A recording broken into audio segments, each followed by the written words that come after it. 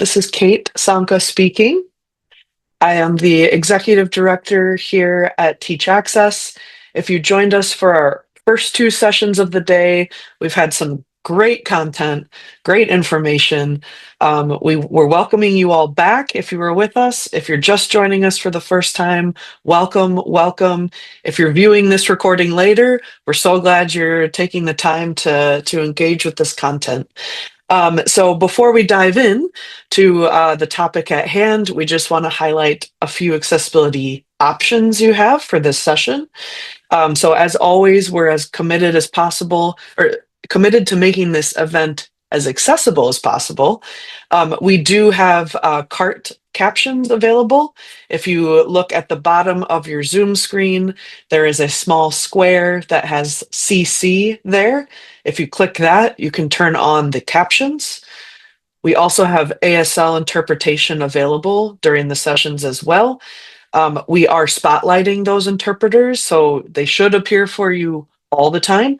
And that's so that in the recording, that will be attached to the video later.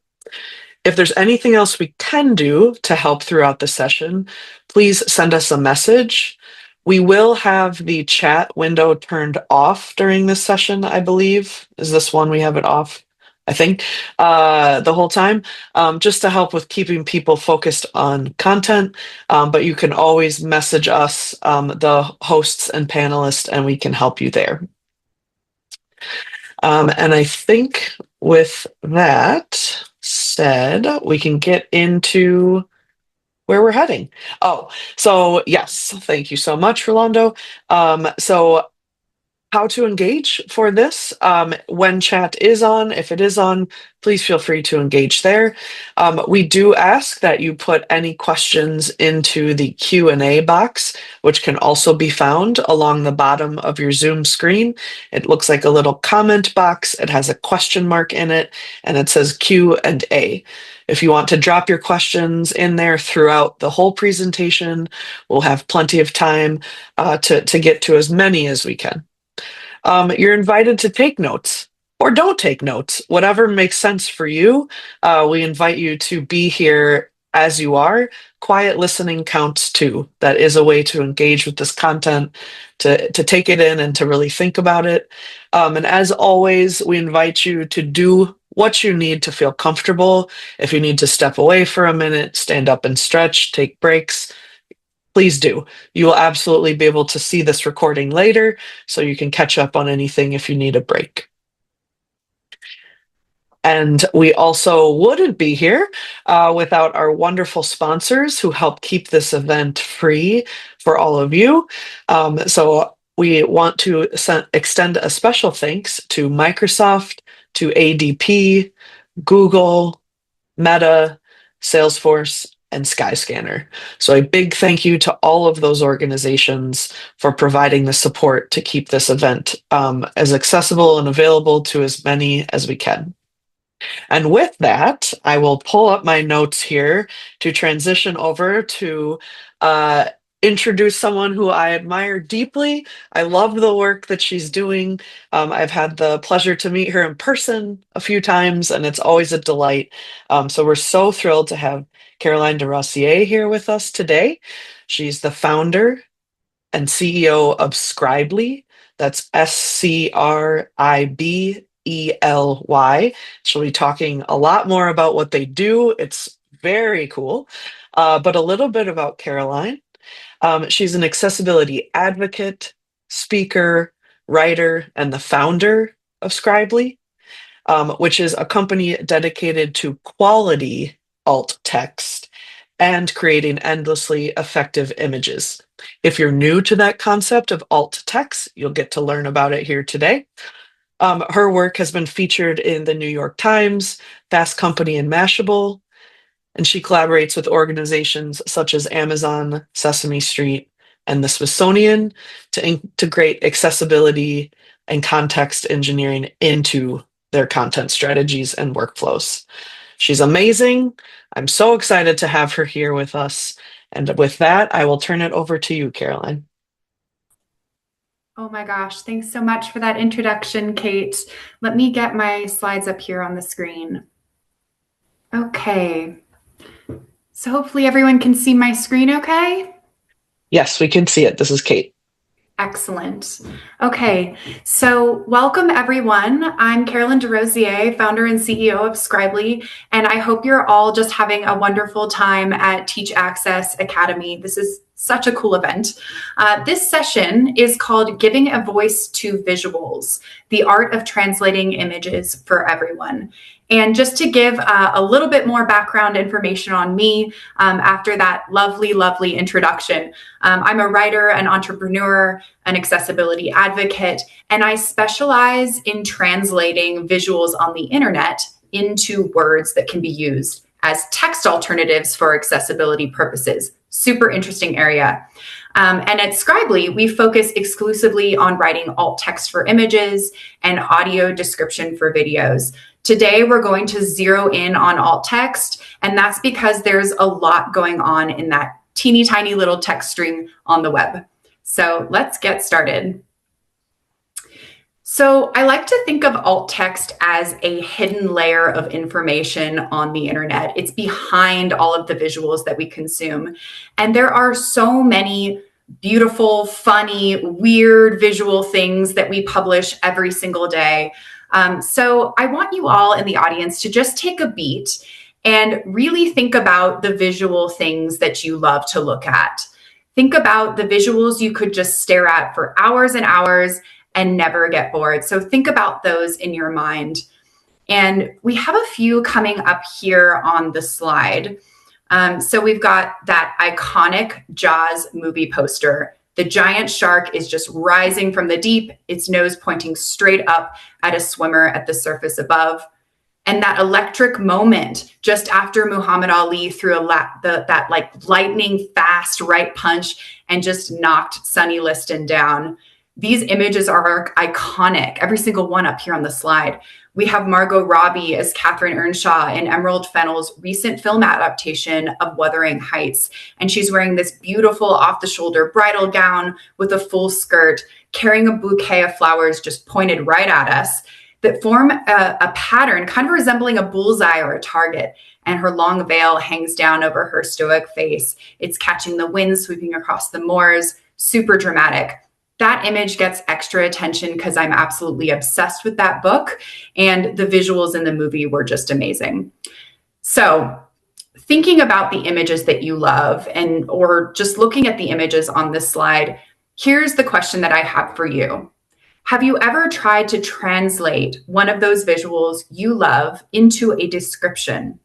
Or does that feel quite intimidating to do? A lot of people feel so. And it's difficult to find the right words that truly capture an image that you love and do it justice. So how do you capture the tension of that Jaws poster? How do you translate the wistful eeriness of the Wuthering Heights moment? And how do you do all of that in 1 to 3 sentences? So this is definitely hard, but it absolutely must be done. Because if we don't visually describe images properly, people are just forced to consume these basic, boring, or just plain wrong descriptions. Alt text might seem like a short hidden text field that's easy to forget, but for someone who uses a screen reader, it's often the only doorway into a visual moment or experience on the web. And without it, the image is just skipped over, like it doesn't exist there at all. So writing meaningful alt text involves making decisions. What is the purpose of the image? Which details truly matter to its meaning? Is the image meant to shock, inspire, or inform us of something? So alt text is all about looking at images with a discerning eye and choosing the right details to describe based on the context of the image. Super important work. With every description, we're making sure everyone gets to fully experience the visual things we love.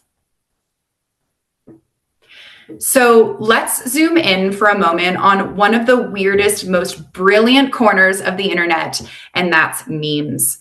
Memes are just endlessly fascinating to me because they're super layered.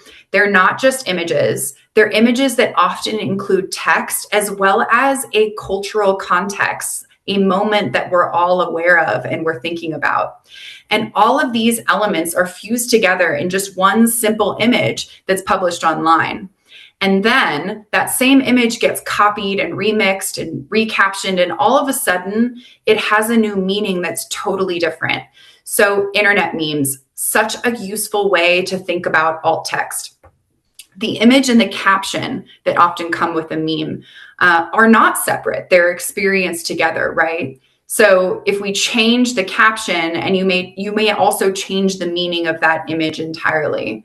When we're writing alt text for memes, we have to translate the full package, not just what's visible, but also what's implied or intended by that meme. So I'm going to pull up an example here on the slide, and let me give you some cultural context. So earlier this month, Bad Bunny won the Album of the Year at the Grammys, and the camera captures him right at this moment his name is called. But to everyone's surprise, he doesn't get out of his chair. He doesn't head to the stage right away. He takes this like long emotional moment seated in his chair, his head in his hand, and is just completely overwhelmed, clearly. And it's like you can feel his heartbeat just coming through the screen. The photo of this moment instantly goes viral and is turned into a meme. And there were so many good ones. It was a hard time choosing a particular one, but I really love Ryan Air's take on this meme. And I've also personally flown Ryan Air in the past, and I will just say I will never forget it. So let's see the alt text. Here we have meme. Bad Bunny at the Grammys with his head in his hand. He sits at a table in his tuxedo as everyone around him stands and applauds. He is trying to compose himself. He's covering his eyes with his hand, trying to grab a quiet moment and perhaps wipe away some tears. Budget airline Ryan Air captions this image. Passengers the minute the plane lands. So a few things to note here about this alt text. It's kind of long. Yes, that's true. But that's necessary to get the meaning across. So as a writer, I'm making a judgment call that the alt text needs to be a little longer in this case.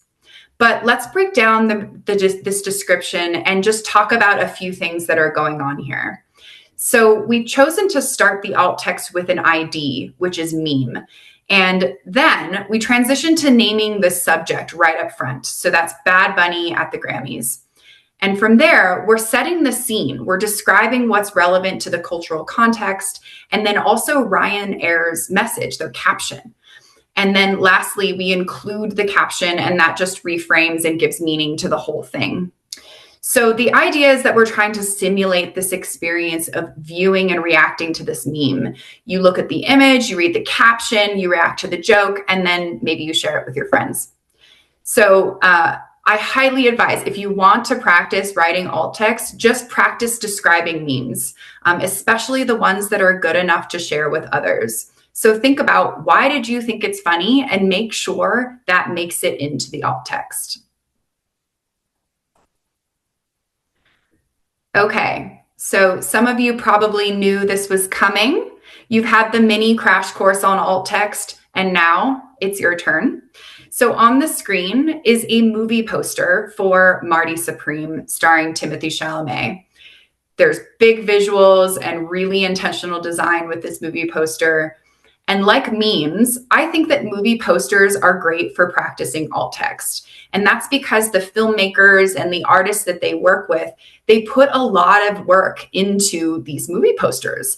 They need to choose a very specific visual that will just immediately grab people's attention and also represent the film as a whole.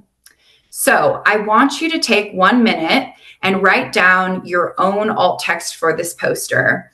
And yes, I am asking you to do this before knowing anything at all about alt text or any technique, and I'm doing that on purpose.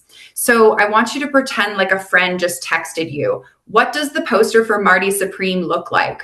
And they're not looking at it, so you need to describe it. So just follow your instincts about what you'd share with a friend. Follow your empathy, your gut reaction about what feels important to describe. And that's honestly the foundation. So just do your best. You've got 1 minute, and we're going to use these little orange ping pong balls on the screen to do the countdown for us. Okay, Ready, set, go.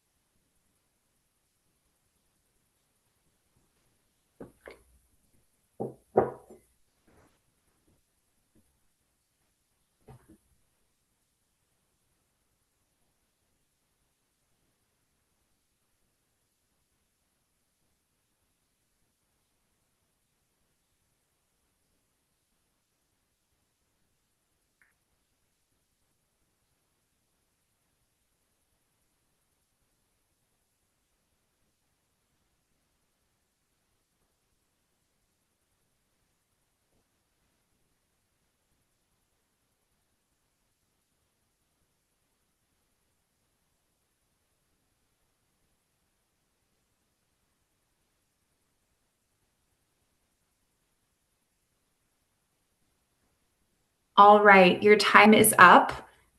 How did that feel, everyone? A minute goes by super fast, I know. You can absolutely return to your description later, but think about that experience that you just had. Was it harder than you expected? And if you've seen the movie, of course, you know that Timothée Chalamet's character is a bit chaotic.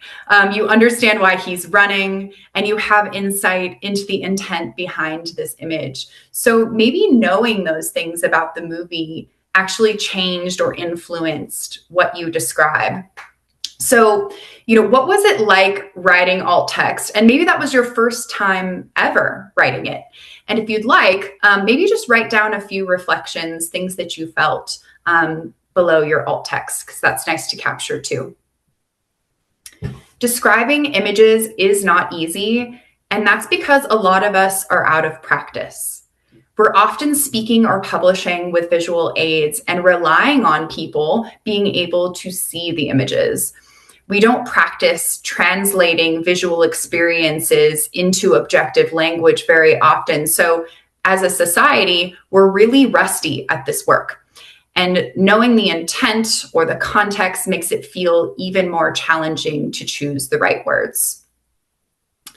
So by now you're realizing that alt text is probably not as simple as I thought of it before. So let's break it down. On the slide, I've created a progressive graphic that visualizes alt text as 3 overlapping circles, 3 overlapping components. And it starts with alt text sitting right at the middle of the graphic. The first circle is art.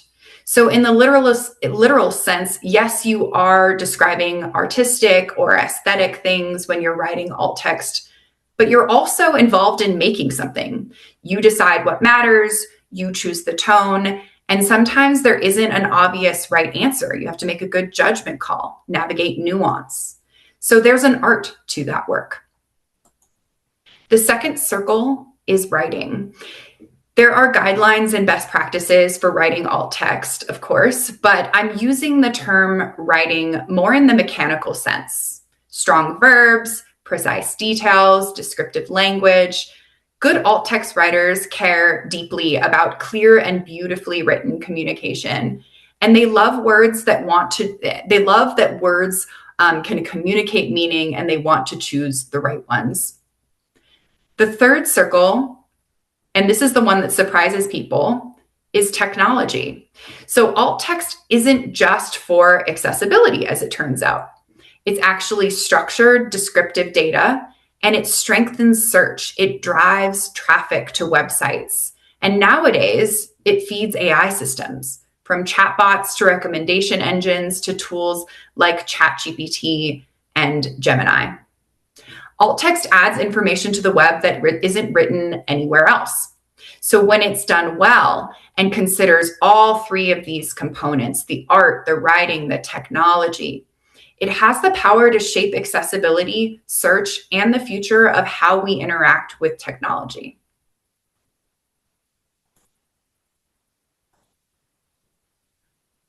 Pop Mart. Okay.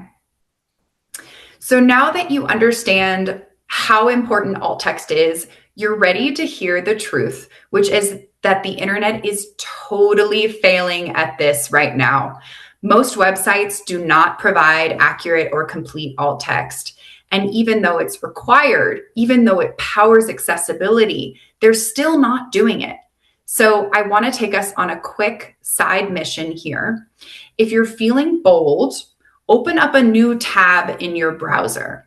Pull up your favorite brand that sells products online, and then click around until you get to a product page. And once you're on a product page, just park it there for a moment. And we'll come back to this page in a minute. But first, I want us all to listen to what alt text actually sounds like when it's read out loud by a screen reader, because it hits a little bit differently. The brand Pop Mart is absolutely huge right now. They sell these wildly popular Monsters plush pendants. They're super cute and quirky, very collectible, and there's so much personality to these characters that they've created. So many awesome visual details to describe on their product pages. And we're going to play a screen reader navigating one of Pop Mart's product pages. And the product is from the Monsters Wacky Mart series, and it's a plush pendant that doubles as an earphone case, and it's very cute. It has a mischievous monster face and a yellow plushy body, kind of resembling a fried shrimp tempura with these tiny little red fins at the end of its tail, and it's just super adorable. So now ask yourself, what is the experience like if you can't see this page? And when you listen, you'll notice that these cute product images have some pretty basic alt text attached to them, and that significantly impacts and takes away from your experience of this product. So let's watch the video. Button. Shopping cart. Button. Navigation bar. Button. Product image 1. Image. Product image 2. Image. Product image 3. Image. Product image 4. Image. The Monsters Wacky Mart series earphone case. Heading 1. Brand, Pop Mart. Release date, June 13, 2025. Size, excluding hanging loop, 15 centimeters / 5.91 inches. Reviews 539. View all. The Monsters Wacky Mart series earphone case. Image. The Monsters Wacky Mart series earphone case image 2. Image. The Monsters Wacky Mart series earphone case image 3. Image. Okay, so not a great experience, right? A lot of those images, they had a lot of information that they were carrying with them. They were showing the product, they were showing the personality, and even showing information. The text about the name, the brand, the size, it's all locked away in an image, and we only hear that generic alt text. So they are completely missing the mark on this screen reader experience, but they're honestly not alone, which we'll talk about later. So let's get practical for a minute. Where does alt text actually live on the internet? And it lives in the HTML code behind web pages, specifically in the alt attribute attached to an image. So it's not hidden away in some like secret vault. It's actually publicly available, and it just takes a few clicks to get there.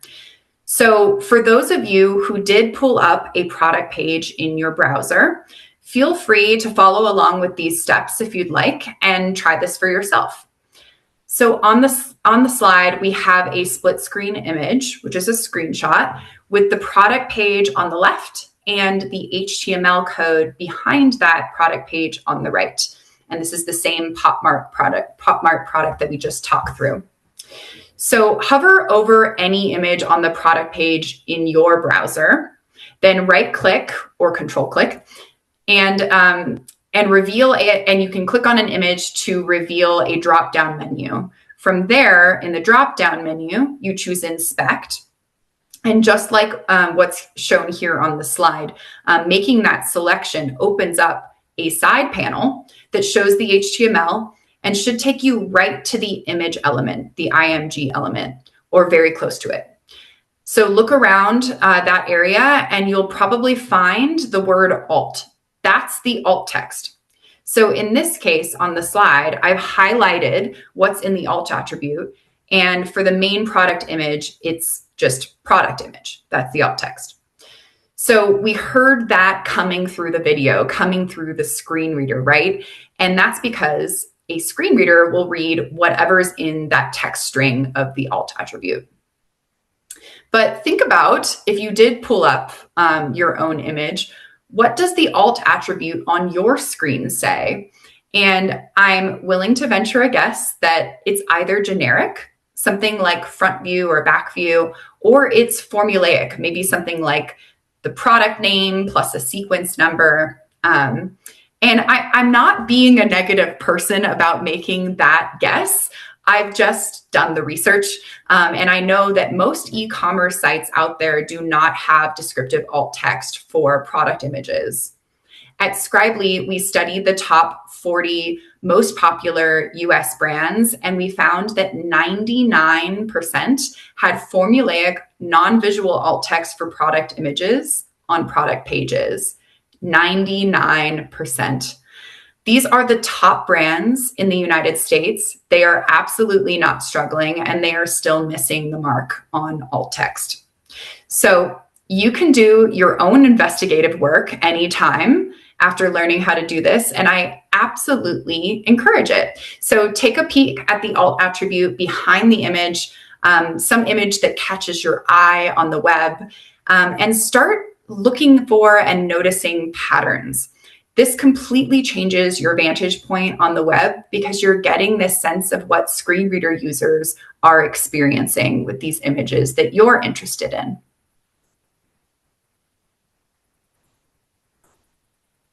Okay.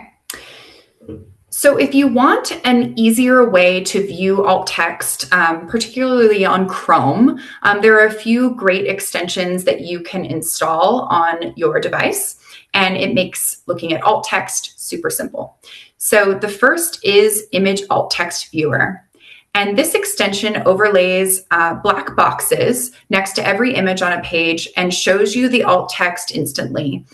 So it even also color codes some of the issues that are common with alt text. And for example, we have warnings like the alt text is too short or the alt attribute is empty, or green, where the alt text is present in the alt attribute, but I'd argue still needs a manual review. And then there's also red for when the alt attribute is just missing entirely. So this plugin is not only showing you what's in the alt attribute, it's also nudging you to think about critically about potential issues with the alt text on that page. And the second extension is called Web Developer. And this extension is more straightforward. It simply reveals the value inside the alt attribute. So there's no extra commentary, just a clean, quick peek at what's written behind the scenes. And both of these extensions are just incredibly useful. It really depends on what you're looking for. Maybe you want extra guidance, or maybe you want more of a minimalist view. Either way, once you start using these tools, you'll begin to see the web very differently.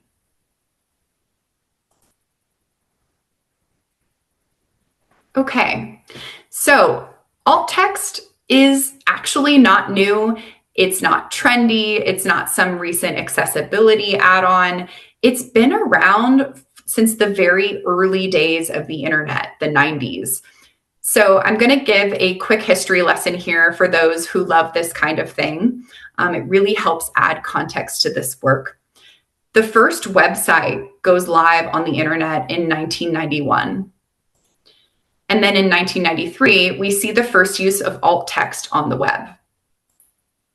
By 1996, there are 36 million internet users, which felt massive at the time. But as of late 2025, early 2026, there are over 6 billion people using the internet worldwide. In 1998, Google is founded. So yes, you heard that right. Alt text actually predates Google. And then in 1999, we get really official. Alt text becomes a technical requirement. It's added to HTML 4.01 and also the World Wide Web Consortium's guidelines called the Web Content Accessibility Guidelines, or WCAG. And later in 2008, WCAG 2.0 actually makes text alternatives for non-text content a minimum level A requirement for achieving conformance. So long story short, after 2008, alt text is absolutely necessary. It's foundational, and it's a requirement of achieving any level of accessibility for online content. So the big takeaway here is alt text has been around since the dawn of the modern web, and screen reader users were always supposed to have access to images through text alternatives. That's how the internet was designed, and it was always supposed to be inclusive. We've been moving really fast and breaking a lot of things over the past few decades, but now is the time to fix this barrier for good. All right, so the time has come to talk about technique. And I put all of that bigger picture stuff at the beginning of this presentation on purpose, because I really wanted you to understand that what alt text truly is it's about the heart of this work, which is what I believe truly matters. Great alt text comes from your empathy, your discernment, and your desire to communicate clearly what you see. So please don't lose that wonderful intuition that you have. We're just going to layer some structure on top of it. And there's a general framework that works really nicely for alt text, and I've actually been using it for every description up until this point. So Google tells me that Yugi Muto from Yu-Gi-Oh! Is officially a popular throwback now. So we are going to use him as our example to learn technique today. So step one of the alt text process is to identify the image type. Is it a photo? Is it a chart? Is it a meme? In this case, we're going to ID this image as anime art. And that quick ID helps orient the users and frame their perspective on what they're about to hear, so they don't accidentally imagine a photograph or a real person as their default. Step two is the focus. You want to state that right at the beginning. Who or what is the primary subject of the image? So in this case, it's Yugi Muto. And we can add a few high-level details about him to give listeners an immediate anchor to go with. So for the focus, let's use Yugi Muto, a slender teenage boy. Next up, we have adding relevant details. And the keyword to emphasize and underline like 5 times here is the word relevant. You have to choose which details are most relevant to the purpose and meaning of the image. And in this case, we don't have any context surrounding this image to guide our reasoning. It's just a standalone image on a white background. So for the sake of this exercise, let's just assume the purpose of this image is to help you understand what he looks like. So kind of like a character profile. For the relevant details, we'd want to describe his defining features, his outfit, and his overall vibe. Okay, so let's apply these rules and let's make a first pass at alt text. The alt text is anime art. Yugi Muto, a slender teenage boy with large violet eyes and dramatic tricolored hair that is jet black with magenta tinted edges with bold blonde bangs that frame his face. He wears a royal blue blazer over a white collared shirt and a chunky chain holding the golden millennium puzzle. Standing with both hands in his pockets, he appears relaxed and confident with a sweet, slightly shy expression. Now, this is a solid description, but it is a little long. So the final step of the process is to edit your alt text. And this is where you really sharpen your writing, you trim the excess, and you keep only what matters. So I did a little bit of editing on this description and came up with this. Anime art. Yuki Muto, a slender teenage boy with violet eyes and dramatic black, magenta, and blonde spiky hair. He wears a royal blue blazer and a golden millennium puzzle necklace, standing with his hands in his pockets, looking sweet and shy. Same meaning, tighter delivery. But we might be missing some of those visual details that we added in earlier. The truth is there is a method for adding more descriptions, and that's extended description, advanced topic, which you can absolutely look into, but there is space on the web for adding longer descriptions. So that process is something that you can repeat every single time you write alt text. Identify, focus, details, and edit. So now that we understand how alt text works and how it's written, I want to bring it back to e-commerce because this is a super problematic area for users. Shopping is absolutely a visual journey. Brands know it, but they often fail to translate that journey into words. Product images carry powerful details. They are absolutely not decorative because they're doing real work. They're building trust, they're showing quality, and they're helping someone decide, yes, I'd like to buy this.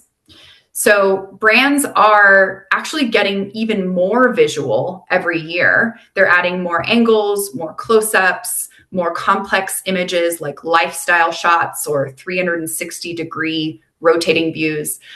So the product sequence, we should really view it as an opportunity, not just for accessibility, but also for search and AI-powered shopping too. So on the screen, we have 3 product images of Crocs classic stacked clog in black. We have a side view, we have a 3/4 top view, and we have a back view. And each one of these angles gives us new information. We don't have to cram everything into one description because these images appear in sequence and we can actually spread the details out across the alt text. So now we're showing Scribely alt text for all 3 of these product images. And let's use the Scribely formula that we just learned to talk about what we've done here. So we've ID'd every single image with the product angle. So for example, side view, 3/4 top view, and back view. We've also chosen a different focus for each image. The first description focuses on color and overall silhouette. The second description highlights more of the features like the ventilation holes and the heel strap and buttons. And the third description emphasizes the height of the stacked platform. And we did that because that's what distinguishes this shoe from other Crocs. So when we do that, when we come up with a plan for the image sequence, we create a 360-degree understanding of the product that builds shopper confidence and drives purchases. So now let's see what's currently live on the site. Instead of descriptive alt text, Crocs is using programmatically generated descriptions. They use a formula that's color plus product name plus angle plus brand. So with this formula, they're getting alt text that's black classic stacked clog side Crocs. And they recycle this formula for every product image on their site. So ask yourself, would you want to listen to all of that? You'd probably want to skip over the alt text altogether, right? And that's really a shame because there's a lot of information trapped in those images.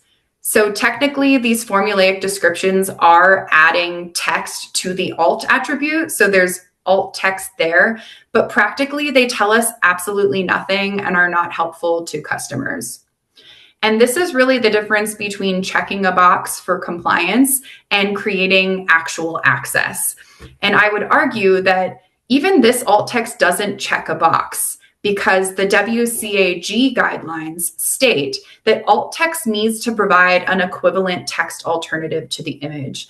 And I think we can all agree that these alt text descriptions do not provide an equivalent experience for these product images and the information that they contain. So the next slide is really just a simple statement. It says, quality alt text is not optional. That is a key takeaway of this session. We need to think about quality. Images absolutely matter on the internet. And if images matter, of course, that means that alt text also matters. Right now, there is far too much missing, vague, or low quality alt text on the web. And at this point, it's really not a knowledge problem. There's a ton of information on alt text out there. It's more of a priority problem. And we can fix that. Brands need to fix that. So what can you personally do? If you love to write, start writing alt text for the images that you publish, and maybe treat it as part of the creative process and just have fun with it, get creative with it. Maybe describe some memes or some movie posters. If you love to advocate, you can start checking for alt text on the web, using those right clicks to inspect or one of the extensions. Visit your favorite brands, inspect their images, and if the alt text is weak or missing, you should say something. Send them an email, fill out a form for accessibility requests, or comment on their social media that's not including alt text for images. Brands often claim that they don't prioritize alt text improvements because they're not hearing this request from users. So let's absolutely change that. Let's let them hear us. This is just a wonderful way to be an advocate and an ally for accessibility. You have more power than you think to push for inclusion online, and quality alt text is one very concrete place to start or continue your advocacy.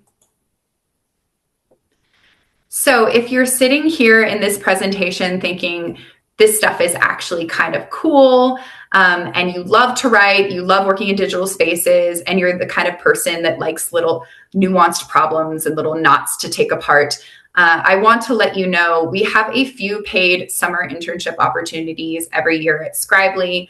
This absolutely isn't busy work. It's real client work, real brands, real impact. And you'll learn how to analyze images strategically, write quality alt text, and then also start thinking about accessibility at scale and how we can start to understand how it connects with search and AI. So if you care about words, inclusion, and the future of digital experiences, please get in touch with us. And because we're a writing company, I absolutely suggest writing. You can email us anytime at hello@scribely.com. Scribely spelled SCRIBELY.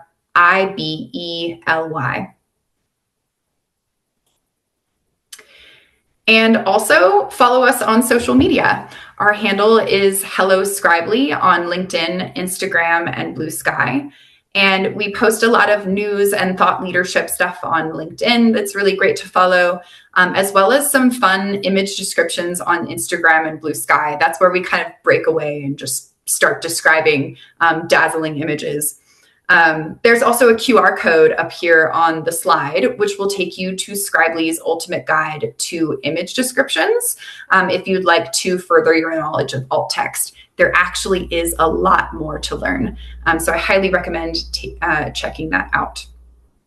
Okay, that is the end of my presentation today. Thank you so much to everyone for listening, and I can't wait to hear your thoughts and your questions.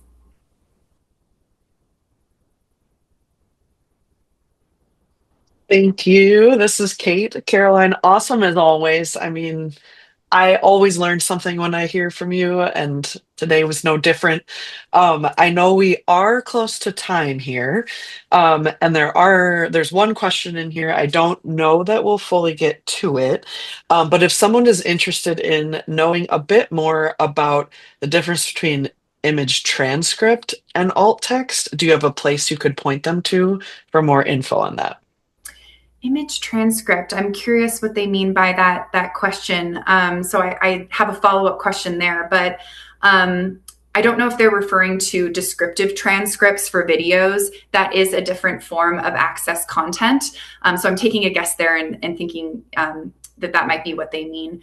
Descriptive transcripts are very similar to alt text in that they provide visual descriptions of video content. So all of the visual moments that are relevant. Very similar work. That's why we take on both. But yeah, transcripts are different than alt text. There we go. Had to find my unmute. This is Kate.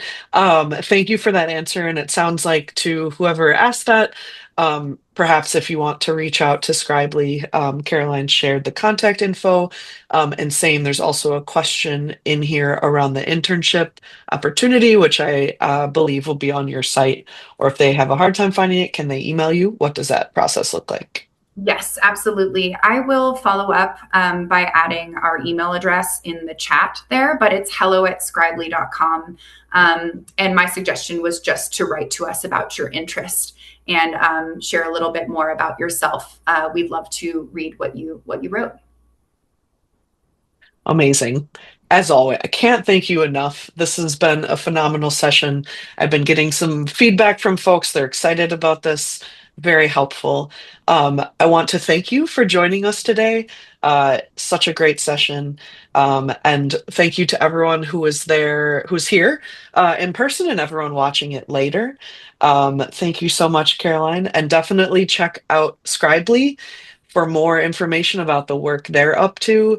They are posting stuff all the time on social media, so you can see what they're doing, the advocacy work, and just the great stuff that's happening. So thank you again, Caroline. We're so glad that you joined us. And with that, we will pause for about 15 minutes before our next session, which is called Disabled Expertise Forever, Disabled Expertise for the Future, or stop using checklists to avoid talking to disabled people. So I think it's going to be a great conversation, and I hope you'll all stick with us, and we will see you in a little bit.